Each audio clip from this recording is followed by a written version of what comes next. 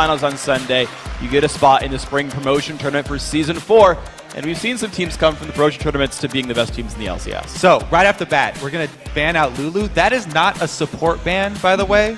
The mid laner for Cognitive Gaming, Zamfira, is a Lulu main, actually. It's his most played champion, and he often gets bans for that Lulu. And he will also get bans for Malzahar sometimes. So he's a very interesting mid laner. Uses some more champions off the beaten path.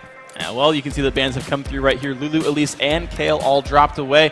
We talked about the Aatrox from Quaz getting rid of some of his big bruiser top laners, but you still got guys like Renekton out there that both these top laners can play and do really well on. All right, so we won't be seeing some more Aatrox like we did at Gamescom, but you're right. Renekton up, Tryndamere up. He likes those melee brawlers for the top lane, so he's still got plenty to choose from here. It'll be interesting to see what the junglers do go with.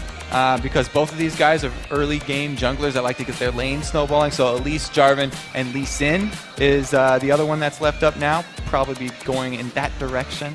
And interestingly enough as well, Zac, I was going to say, Zac is still available right now. We've seen him be immensely popular. Pretty much all the LCS teams have picked him up, both in North America and Europe. The Korean team's playing him as well.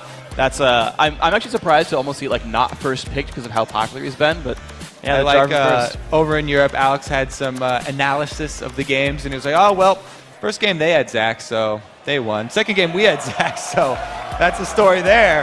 Now we're going full green. I like it. I like the color matching teams. I think it's a really good idea. I think it's better if it matches their logo, though, right? And that Cog's, you know, red and white, I feel like you can make that work. I mean, Aatrox kind of works there. But the Zac locked in, going to consider the rest of their picks. And, of course, Zac, I like as an ambiguous pick, mid or top or jungle. Karthus can as well. Karthus, a very solid mid laner. You don't have to make a lot happen early. It's just always nice to have extra damage that can come in on those side lanes. And Zac being your top laner or your jungler really just automatically opens your team up to the option of tower diving. Yeah, he's a great point man for going for any sort of tower deep missions. And we've seen that. We've seen some of the most successful teams, such as Cloud9, run the heavy tanky, hardcore initiation junglers. Meteos actually is like top 5 skill participation in the LCS. Yeah. He just jumps in, starts everything off, and does really well for himself. Of course, NWE's turn to make their choices. Now, they actually knew their bans coming in. I actually asked Miro what his bans were going to be. He already knew them. And so I figured they've got to know their champ select coming through as well pretty securely. I would be interested to see when we start going for the AD carries, because speaking of, highly contested champions, Twitch, Vayne, and Caitlyn are all very high up right now. Since Caitlyn's off the field already, I would put my money on something like Twitch. Twitch, is certainly a very, very powerful champion. And strong in lane, strong late game as well. When you got a Karthus in there, you got to say. The thing is, I know you like the look of that. Yeah, it's probably just a shout out to his fans like me who enjoy. Right, I had to ignore it because Karthus got locked. And if it weren't for the Karthus, you'd be like, he might go Malzahar here. Jungle Malzahar, that's like Jungle Cast, Jungle Mal. I got to actually cast Jungle Malzahar. Snoopy played that in the spring split like twice, and I was like, all right, I know about this one. The Karthus, though, makes me not think it's going to happen. No, this one looks more like a lock-in, though, because I said Lee Sin. Xin Zhao does a lot of the similar things. He's even more of a beast if you meet him 1 versus 1 in the jungle. Oh yeah. Him in a heads-up battle 1 versus 1 in the jungle early levels is so hard to beat you. There's almost nothing you can do. You have to outplay him very hard. He doesn't even have skill shots. No, you don't. He doesn't click on you. If he misclicks, you might be all right, but otherwise you're in for a bit of pain. Of course, the Twitch, as you called it, coming in there as well. So a lot of late game power already here, and a lot of frontline initiation. The Anivia coming out. It's not actually happening, though. The Zillion, though. Zillion's definitely a legit pick. That's totally happening. I'm staking my... Sure it is. I'm staking... I'll bet you negative money that Zillion's getting locked in. So you'd bet me a debt? Yes. I don't think I'll take that bet. All right, well, we'll see. Of course, they got a couple seconds more to pick their champions. Looks like they left the mid and top laners open. So, to be fair, one of those could actually be played. Xiao is very versatile. He could go with an assassin here. He plays more Kassadin than he does Ahri, though, so that's why they banned out the Kassadin. They could go with another assassin, though. Yeah, I mean, right now, looking at it, the double ninjas coming through. Looks like they're going to let those tick away. The Zed coming back, the Kennen as well. And now it's time for Cog's last pick. Okay, so over on the other team, Cognitive Gaming, iDream is really known for his top lane Zed. So if Quas is actually going to be the one taking that Zed, then he'll be going against someone that really knows the matchup. But if he takes the Kennen instead, I think he'll actually have a better chance. Because when you 100% burst Zach with Zed, you can shadow slash it rains down bloblets, but it buys a lot of time for jungle support or somebody to show up. And well, just the support coming through at this point. We'll see what the grab ends up being. Looking at Blitz would be an interesting matchup. I suppose that would work, actually. You get poked a lot by Kate Sona, but you land a grab, and that person's going to die. So Valkyrie going for the lock-in here, and it's going to be a Twitch Blitzcrank thing. Sounds like a deadly 2-versus-1 lane. Because Kate Sona, very strong at pushing and poking. The only thing that would turn that around is some jungle pressure if it was a 2-versus-2 and a Blitzcrank grab. You have to land the hook. If you miss your hook against a Caitlyn Sona, then you have nothing to defend yourself. You're going to miss minions until that hook is back up because there's no threat. They will just bully you after that hook has been thrown. Yeah, so that'll be Valkyrin. Let's see if you got the skill shots up to snuff because that's going to matter a lot if you 2v2 these guys. So the team comp's coming through. This is the first game in the best of 3. Actually, the first game at PAX right here for today. And said you win this best of 3, you go into the finals on Sunday. You win the finals on Sunday. You're in the LCS promotion qualifier for the Season 4 Spring Split. A big freaking deal. Season come down to this. It's a really important game for these guys. What can I say? Yeah, it is. That's how the story's supposed to go. Yeah. You win, then you go into the finals. You know, it doesn't matter who wins. They're not. Then you're in the North American LCS. It's not a big deal. I think it's just, just another day in the park for these guys. All right. So we do have some decent early game pressure here from COG because they did go with that Xin Sao, and because Xin Sao will gank a Blitzcrank lane no matter what. I mean, that's a very good lane for him to gank, because even if you do miss your hook, it sort of baits the other your opponents into going aggressive. So they'll be far up, and even if you miss your hook, he can get in there. And you got to think it's got to be easier to land a hook as well when Xin Zhao gets the knockup, actually charges in, lands the 3 Talon Strike. So there's good setup on both sides, I suppose. We'll see what ends up happening. Guys, you can tell the crowd is here. They are happy to be here at PAX. We are as well. And up on your screen, the red team, Cognitive Gaming, the blue team, New World Eclipse. And these are some very good players, by the way. NWE, 3 of their 5 members are Challenger solo queue. Oh, yeah. These are some real good players. So, Quas here, the story behind him, why everyone thinks he's so good, he's kind of like that kid that didn't have to study before a test at all, and he would just come in and ace the test anyway. He didn't play much ranked at all, and just decided that he would like to be Challenger. That'd be kind of cool. He got it in a little over 4 weeks. You went from like Gold 1 to Challenger in like a month. That's very, very fast. He's definitely that guy. So, and he's going to be the one who has Zed here. So they didn't actually pull that switch. Yeah, interesting. So Doran's Shield actually for both the top laners. Maybe they're actually thinking that 1v2s might happen. I feel like, I guess for Zach it would make sense either way. But COG, they're going in for the early invader here. They're all stacking up on the blue buff. And what I like is the ward they put down on the other side of the wall. That ward will help them spot where the duo lane of NWE goes, or where the lane assignments go at all. That tells me COG's looking for a lane match. Whether they're looking for the 2v2, although you said without hooks it's unlikely, or looking for the 2v1, they'll have better information for this one. Neither team has actually seen the other, though, and it's all just guesswork right now. There were 2 pings that went out from NWE in the 2 possible locations that COG were, and because COG recalled, they don't have any confirmation of that. So they're all operating on guesses. And when you're guessing against Blitzcrank, it's very dangerous. So it's a good thing they got this ward in here very early. Yeah, COG being very safe. You can see the lay waste, checking the brush there from Zamfira. Says, I'm going to be safe. Let's just start our jungle. Yeah, they aborted their plan of going over to steal that blue. They were thinking about it before, but as soon as they showed up, 4 members of COG and of Blitzcrank, they're going to cancel that mission. Yeah, so there's the pings coming off. Actually, so pings went down on the ward, actually. So NWE, they're aware of a lot of these lane movements now. And we have a role swap here for NWE. It's not a very big role swap because they're just the 2 solo laners changing which lanes they're in. But Quas is actually going to be in that mid lane, the shorter lane, so that he can go up against this Karthus and use his combo to actually get the kill instead of just popping bloblets. Let's see what they can do with this guy right here. Quas going to have to sit in this matchup. And of course, you got to figure Zed probably has more room to be aggressive here, as long as he can dodge a couple of lay waste right here. Captain Ziploc going to get through the rest of his jungle. As you said, some early game junglers were... Wait. Okay. Oh, and that hook just dropped room down to half HP right there. We saw Jarvan kind of not go for his camp. He put a ward down, it looks like, to help make sure he doesn't get invaded here. And now he's going to go back for his own camp. He's being very, very cautious here because of the fact that they didn't see Cog in the early game. And he's just assuming that there's a ward here, as he should, because there is a ward here. Yeah. And he's going to have to use his smite, combo it with the abilities. You always want to get as much burst damage at the same time as possible here. Well, Captain Ziploc, though, he's snuck into this top side. Now, he should have the timing here, but no ward saw him go into this brush. This could be dangerous for Xiao. He's getting fairly far up here, and they also saw Jarvan because of that blue ward, so they know there won't be a counter gank potential right here in the top lane. The only thing is Kennen already level 3. He's got his Lightning Rush. He's got one extra escape. He's happy, but the gank comes into the top lane. Actually, Sigil going to jump forward. Can he land the rest of the knock-up? No, he won't. He lands it slow, but that won't be enough here.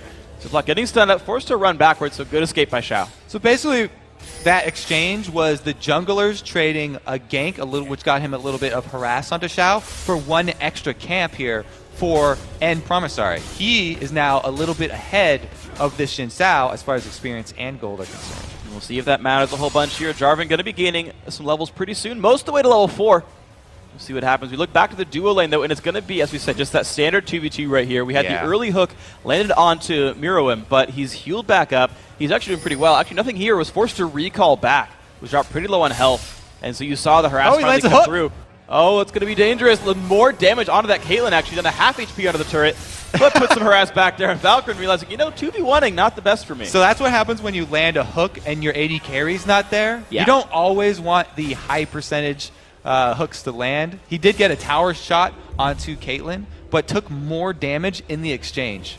Oh, this could be rough then. And Promisary, look at that. A vision ward already down on the brush as well, so he's snuck in without getting spotted. But there's a counter gank getting ready here for Captain Ziploc. And we're already seeing the effects of those different choices in the early game. One level up here for Jarvan means if they had a 3 versus 3. What a good hook, though. Miro forces flash away, but there comes a knockup, the double knockup from Jarvan. Ziploc down to half HP, 300 health left on him.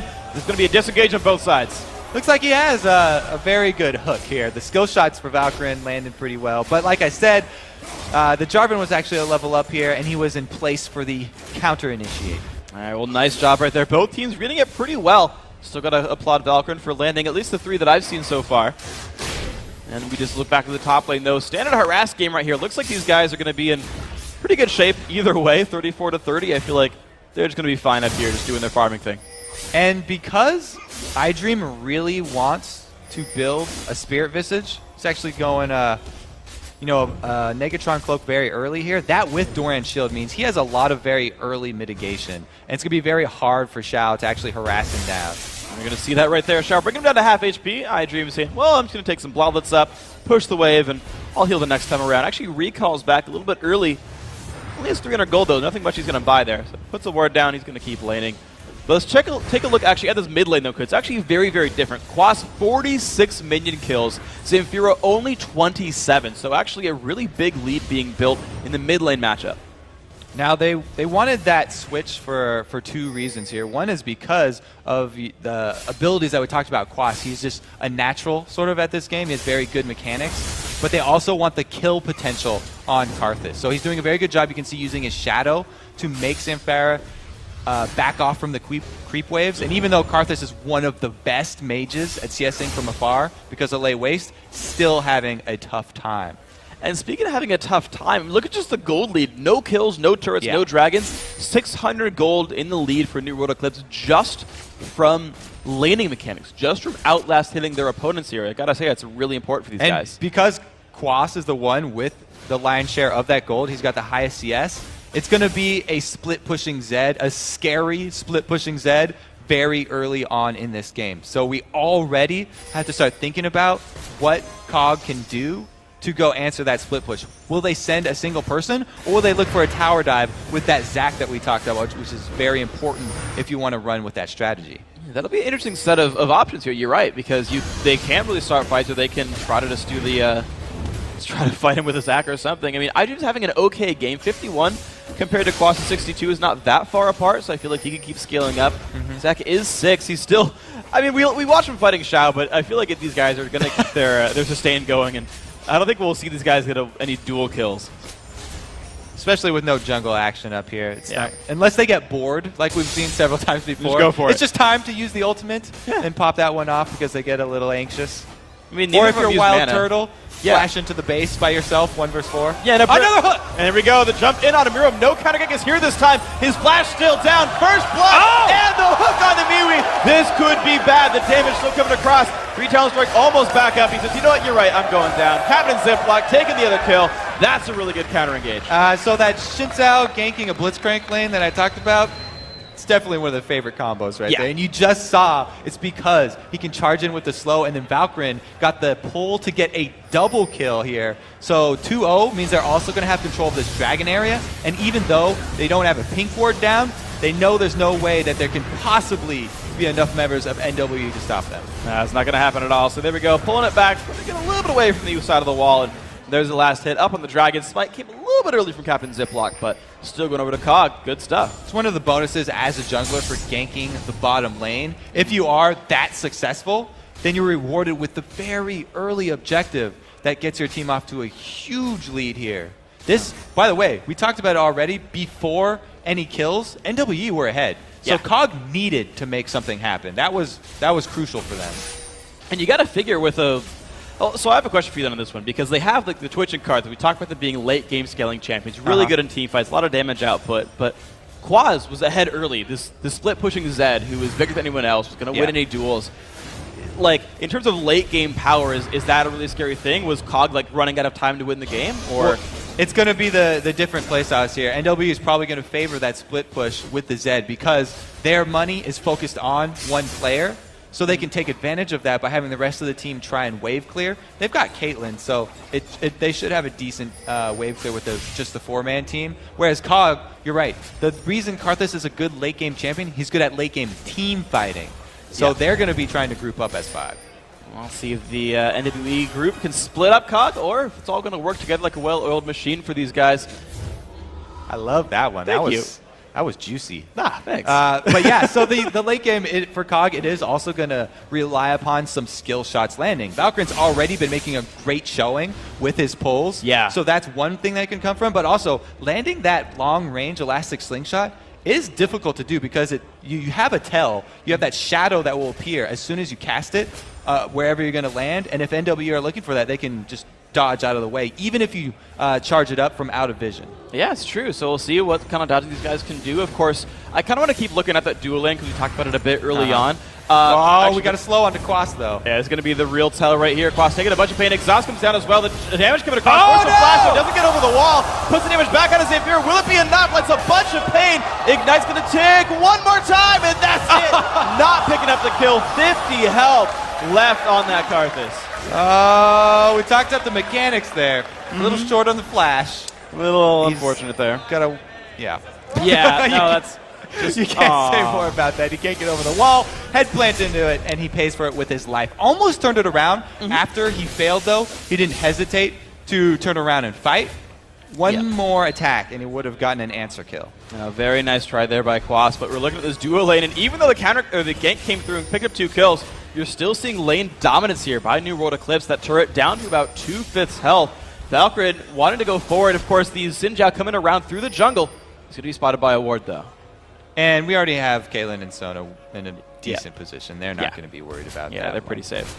So I wanted to go and talk about actually the duo lane before that. Unfortunately, Ziploc ganked me. He's pulling a Svenskeren on me. But basically, early Philo Stone from Valkyrin. So he's getting some extra gold. Also has a little bit of sustain. But first, the top lane fight. iDreamin and Xiao fighting each other. The Requiem coming across. That could be enough. Xiaoster's gonna go down. Nice kill picked up there. Cog now 4-0 this game. So there we go. He did get to use the Requiem. Now he's got some extra assist money on top of that. And Karthus, he's all mana right now, but we have another hook bottom. Miwi down to 300 now. Double crescendo lands to go on to nothing here. Exhaust comes across. Will he die to the dots? Looks like he's not going to actually go down. Beautiful mechanic. Stuns him. Lands the exhaust and gets out. No counter kill from Miro. A little short on that Peacemaker, and Quas was heading down the river already with some good roaming, but he doesn't make it in time, and now he's the one in a pinch. And Quas trying to run away again, throws some shuriken and says, I guess I'm okay now. I'll go back to my lane soon. It would be dangerous for him. You almost saw him come around by the river back to get to his main Don't want to do that. lane. But yeah, after his shadow's down, very, very dangerous. He also does not have flash. That's a mistake that you don't make. You don't make it this low, yeah. As Dyrus says, there's two ways through the jungle. One is dangerous, we'll say, and one is safer, but takes a little bit longer. You usually want to go that safer route. Probably makes sense. Dyrus, one of the best playing in general. He's really good at knowing when things are up. So 4-0 this game. We talked about the landing mechanics being better for New World Eclipse. Cog, though, getting a lot better ganks here. 2-0-1 for Captain Ziploc. He's doing a very good job of locking down NWE. Yeah, and up top, iDream is doing a really good job with that kill. It gave him the confidence to go for his spell penetration. Boots second here. He hasn't even finished that Spirit Visage. But there comes a jump in. Zamfir going to take a bit of pain, and there comes a jump on in. Down to half HP. He's going to survive the death mark, and the counter gate comes in. Ziploc jumping in on a Quas. 300, 400 health on him. Push back, and Prompsery. They're going to go in on that one as well. I don't think he has quite the chase, though. No kills picked up. But Miro, he's not in a good place. 200 HP, tries to get away. One more attack, two more attacks. There it is. Nothing here says you're going to go down. Movie going to get knocked up as well. They could chase one down. Valkyrie's still plenty healthy. Double kill picked up for nothing here, thanks to the deadly venom of Twitch. This is why I was talking about Twitch being such a high priority pick for AD carries. Yeah, knocking people down. Quas under 400 as well. He's going to survive, though. Now, the Blitzcrank lane, we said it would be hard if he misses the hook, because then they'll get bullied. He hasn't been missing the hooks there. Nope. So if you hit all your hooks as Blitzcrank, then it's a great pick, and it's a very strong lane, though. Meanwhile, I think that Quas is being affected by the offline performance here, the large crowd or something, because he also missed his Razor Shurikens after the death mark up there and didn't have the extra damage on Zamfira to finish him off. Oof, that's not a good thing to miss. But the bottom turret going down, and they're hoping to cash in on that double kill with more than a turret, but also the dragon here. You're seeing Zamfira come on down. Quas, no death mark. Well, just going back to his lane, looks like Cog is going to pick up their first turret and double dragons here, and that is all kinds of great for these guys. Everybody loves double dragons. Quas is definitely going to, NWE are definitely going to have to start controlling that, because they're falling behind very quickly to this AoE endgame team fighting composition that we're facing here. And unless Quas puts the team on his back and carries him through with the split push, we'll see what happens. NWE, though, actually getting a bit of room to push the bottom lane down. They're actually going to equalize turrets down here. And it's funny because we talked about how, yeah, if you land the hooks, you can kill people, right? Falcon's been landing those, getting kills. But even despite that, you see a 37 minion kill lead that Kate Sona are still actually doing a pretty incredible job despite giving up kills. Right, so Caitlyn will win the PvE game. Yeah. She's a PvE character over here. She has not only higher CS, but also taking down that first turret does open up that control around Dragon that they desperately need for the third one. But the difficult thing, though, is with those turrets down, Twitch has picked up his Blade of the Ruin King. So he's got the dueling potential, he's got the rolling potential. Miriam can't go to this lane alone anymore. She has to have a babysitter if she ever goes and fights Twitch again. Twitch is definitely going to come out ahead in that 1-versus-1 matchup, but you have to remember he's also got Karthus there, so Requiem can come in. I don't think anyone on Quas right now feels like they've got a good chance in 1-versus-1s. We've already seen Xiao lose the 1-versus-1 up top, and Quas in the mid as well. Every single lane, they're only going to be picking fights if they have the numbers. We'll see if they can grab this. Of course, the bottom lane did get pushed down, and NWE seem to be biding their time before they make any major moves here. They've been all going back to their lanes over and over again. And it's been a pretty decent laning phase here so far. Better one for Cog, though. They've gotten better ganks. Ooh, we may see the Zac dives taking effect already. 16:40 into the game, and they're already looking for him to come. Got 4 members in the mid lane versus 3 of NWE. Caitlyn taking double golems off from the side. There's Kennen, though, rejoining. Shouster's going to join the mid lane. And they realize, you know what, there might be too many people. And Cog's actually going to back out from that dive. Now, this has isolated the 2 AD carries down bottom, but there aren't very deep wards for nothing here. He can't have the full confidence to go all in on Caitlyn without worrying about somebody backing him up. As Valkyrie goes to shore up that weakness. Yeah, nice attempt right there. Nothing here. Went for the stealth, hopefully out of range. I feel like he might have just been a minion range right there. But either way, Miriam said, you know what? There might be a Twitch here. I smell something fishy, and backed out. Even too much cheese, you can smell that guy a mile away. Unfortunate right there. So the mid lane, though, we see actually the jungler right here. Captain Ziploc actually kind of chilling near the mid lane a lot more than before. He was there for the attempted mid lane dive about a minute ago. He's back here already trying to keep the pressure on the turret. I think here just kind of keeping his split push farm. Ironically, by the way, we've actually got a split pusher for Cog. Oh, another engage. Yeah, I don't think Sharp's going to like this one very much. Requiem comes across. Zamfira picks up the kill. 7-0. Cog. Everything is going their way right now. Oh, and they've already got Karthus stacking. His Rod of Ages already has 20, so that's a little bit ways to go. The Tear of the Goddess around halfway, too. This Karthus is going to be a beast late game. It's looking scary, absolutely. The Twitch as well, 3-0-1, 130 minion kills on him. The Karthus, as you mentioned, scaling up. What's up? They're looking for something down bottom. I was hoping Valkyrie could land something over the wall, catch Caitlyn, but we do have nothing here. Going in Viz again. Goes into range, pops the Blade of the Rune King. There's the flash, doesn't land from Valkyrie. Mirror is going to be dangerous, pops the barrier. Nothing here is going to survive. And of course, Requiem is down now. Captain Ziploc coming to say, hey, don't dive my team. But you can still see Jarvan and Zed might be moving down. Nope, they turn around. All right. Do we still count him as having a very high hit percentage with his hooks? Because he hit that minion. And he could have seen the minion. Like, he would know that was there. That was just silly. Yeah, so he flash grabbed that sucker. Diving minions, by the way, turret diving minions. I mean, it got him 25 gold. It's better than zero. Worth it. They do take the top turret, though, as all the confusion that was caused down bottom by that minion dive. They didn't know what happened. It was a good distraction. Yeah. He intimidated the rest of the minions to not fight in the top anymore. Said, Valkyrie's coming for you, and so they hid, and they let iDream push the turret down. So 2-1 on turrets, 2-0 on dragons, 7-0 in kills. Cog, by all those measures, are winning by a heck of a lot, and you can see a 4,500 gold lead for them. But keep in mind, minion farm has still been going pretty well for the other side. Nothing here, actually down 50 minions to Mirror so that Caitlyn's still scaling up, still ready to be a scare. They're going to contest this one. And the jump in, nice smite by Captain Ziploc, picks that one up. They got a blue buff on Karthus, red buff on Ziploc, and they've got control of the jungle a little bit here. They might go for the mid lane afterwards. Yeah, Captain Ziploc just snatching that one away, and they do have a few seconds here before Quas gets to the mid lane. He's out of position! Oh, nice try right there by Valkyrie, and that could have been a kill picked up. Instead, the wave clear comes across for New World Eclipse. They're going to be safe right now, but at the same time, every member of COG is here ready to push. Because COG got such a good early lead, they're forcing NWE to group up here. This is exactly the game COG wants to play. They do have the Zac with Spirit Visage now. He hasn't got quite enough armor at this point to dive. That's why they're hesitating. They need a really good initiate to actually go for it. Maybe a Blitz hook that actually lands. Yeah. Or Valkyrie.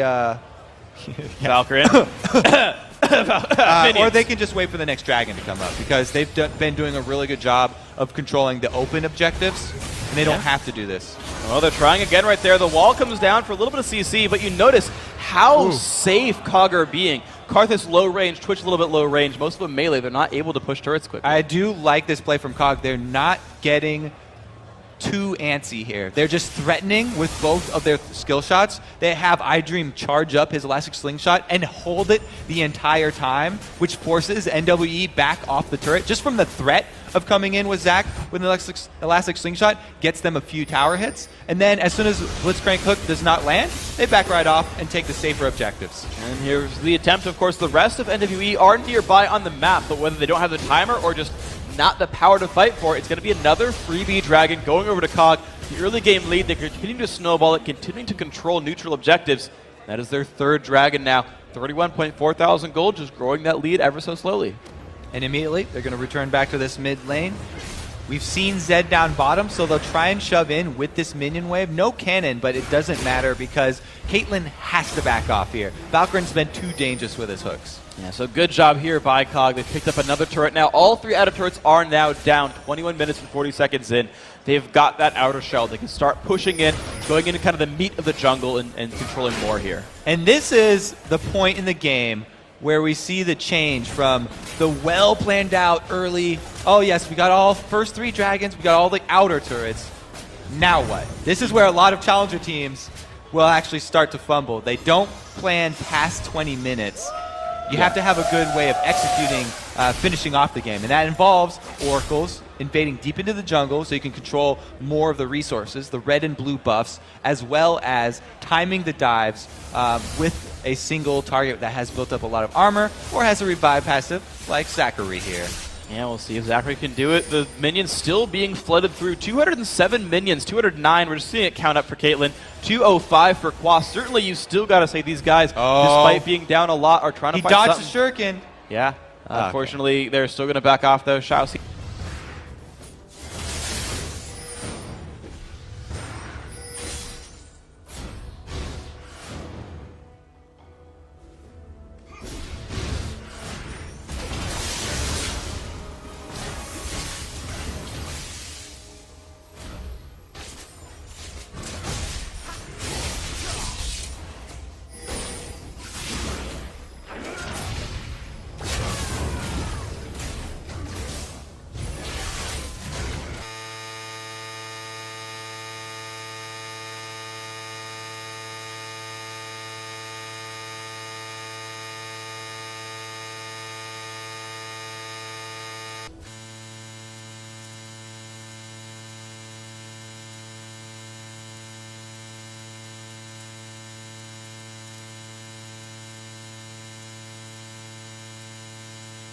Wasn't quite sure if he was going to go back in or not, but he definitely wanted to finish that one off.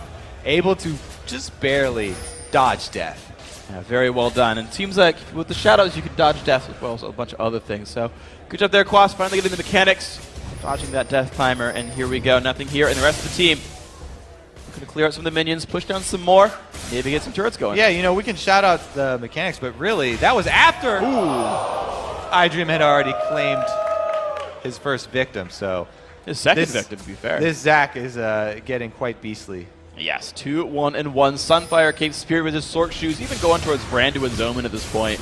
That is a very beastly amorphous blob. See now, Valkyrin still looking for the hook, has an Oracles, no wards on him, but goes into range of the turret. Now, Cog don't have iDream with them, but he hasn't shown on the map either. So yeah. NWE can't be sure of his position. Scumbag Valkyrin, by the way, dodged the ace in the hole. I don't know if you saw it. He's like, there's a red line. No, I'm going to let you do that one. you can take that one. That was a there we go. The red buff being started. Cog has the timer here. Wards come down for NWE, and there comes the Zac! Smited away by Promissory. They're going to have that one, but the fight might begin. The ult in from Xin Zhao. Miwi up in front. Will he die before the crescendo? He can't get it off. The re-engage on the back line. 1-for-1. 1-for-0 so far. Zamfira's going to go down 1-for-1. The back line still alive for Cog. Ignite Burning's going to kill off Twitch. Very close fight so far. iDream is still in the mix, but has already used his ultimate. Gets stunned up. Has no passive. Kill picked up. NWE making that fight go their way. 3-2. Huge win for NWE, exactly what they needed to get back in this. They can now have some free farm here for Caitlyn. Let's take a look at that play one more time. It's a good job of kiting here, and they use the slow from Zed's Shadow to gain some distance. Then they just put damage onto the front line here, and as soon as Quas goes in, he's able to take the main damage source out of the fight here. Twitch does go down, and Captain Ziplock almost went down as well. iDream trying to tank up the whole team at the same time, but he doesn't have his passive from that last kill up top. Yeah, he tanked him up pretty well, but yeah, as you just saw, like, Quas was able to go in there and remove nothing here. The damage up onto the Karthus in the front line, they removed him as well. They got rid of the squishies so fast. Really well played. NWE, despite all those deficits, the turrets going down, the dragons going down, all that crazy gangs and whatnot, still able to win team fights. And this was a 5v5. This was the game plan that Cog wanted. And this, there's not really much you can do against the Zed combo as Twitch. You have to build your answer. Right now, he doesn't have anything that he can actually do. Yeah, I'll pop my barrier. That's a little bit extra damage absorbed, but you have to build for it. You have to build either a QSS or, you know, a Zanya's if you're AP, something like that. There's certainly just only a couple options, but he's just going offense right now. The jump in, iDream finds and Promissory. A little bit of damage there. Jarvan kind of says, all right, I guess you can hit me a little bit, but here comes the rest of the team. The jump in on a Valkyrie, double crescendo lands as well. There's a lot of pain coming across. Zamfira pops the Seraph's Embrace, gets exhausted. One kill picked up onto, there we go, one traded back though. Zamfira still getting chased down, one kill, and there's the death mark. Nothing here, taking a bunch of pain, but he's not going to go down. The Requiem is going to kill off Xiao. Double kill actually, triple kill overall, and that is an ace, a 5-for-2 in favor of Cog. And that was Cog catching out, and Promissory getting so much damage onto the tank early. Usually like, oh, they use so much stuff on this tank that they caught, but actually that's how they want to use it. And the crescendo here coming in onto 2 targets, able to get them back in this one as well. Even though he's able to get out of that Cataclysm, trying to keep Zamfira locked up, not enough here. Quas not able to finish off the Twitch this time, 1 versus 1, and with the Requiem coming in with the extra damage. Yeah. Cog finally pulled all their money to the fight, and you just saw how much it hurts. Yeah, very, very well played by these guys. So good team fight. The actual middle inhibitor going down as well, by the way. So the mid lane is going to be all sorts of difficult now for NWE to deal with. I mean, they've been good at last-hitting minions so far. I'm sure they can continue to do that when the waves just start coming into their face. But as far as the map control goes, as far as gold, I mean, COG have gotten farther and farther and farther ahead. 9,000 gold now. This is a growing lead for these guys. And they're returning yet again to that dragon. The dragon pot of gold over here. Another 1,000 gold going to go to the team. Pretty much like half their lead is from dragons. So I got to say it's well played by them to control it, but that's where a lot of this is coming from. There we go. Yeah, last with a Q. Ziploc, by the way, saved his smite, you notice. Had smite up. Said it's not a threat that anyone's going to steal this. I'm going to save it for Baron. So anytime that you get towards the 30-minute mark, you want to be saving your smite. At this point in the game, there's no other camp really that you need help with taking. So unless you're securing something like a buff, then you want to save that for Baron, just because of the possibility of a sneaky Baron by your opponents and that opening up the option to steal it for you. We've seen so many steals. Over at Gamescom, there were almost more stolen Barons than there were secured Barons. Well played by these guys. The reflex is all that matters. Keep track of the health bar and then going now. Doing all that fun stuff. So NWE still on the defense. You're seeing the wave get a little bit warmed up. Shao getting a lot of the gold right there. The Kennen does have his Zonias this time around. He's got some pretty good damage yet, but the Haunting guy's there as well. So the team fight is starting to push together, pull together a little bit here for NWE. I think you're actually getting spotted out. So COG, you look at this, they're kind of sneaking around. And there's the catch. They find Promontory. Wall of Pain goes down. Can they do more damage to him? The Let's Bounce comes across. I don't think Jarvan's going anywhere. That's going to be one kill picked up, but there's a Crescendo. And the Slicing Maelstrom. A lot of early damage. I think you're getting jumped on. Quas, can you do the damage up? It's going to be close. Ignite not going to do enough damage, though. Of course, the QSS keeping him alive as well, but the shutdown coming through for Shao. Miriam, though, forced to run away. This is not going to be good. Crescendo, or sorry, Requiem finding another one. Miriam's going to go down as well. Another ace picked up, and only one member of COG fell over. Now that he's got the QSS, okay, so let's just say he barely survived even with that QSS. Yeah. But now that he does have it, there's not a lot more threat here for COG, and they're actually looking to end it now. 30 minutes in, the frontal Nexus turret's going down, actually not even going to die. 30 minutes in, the surrender coming through from New World Eclipse.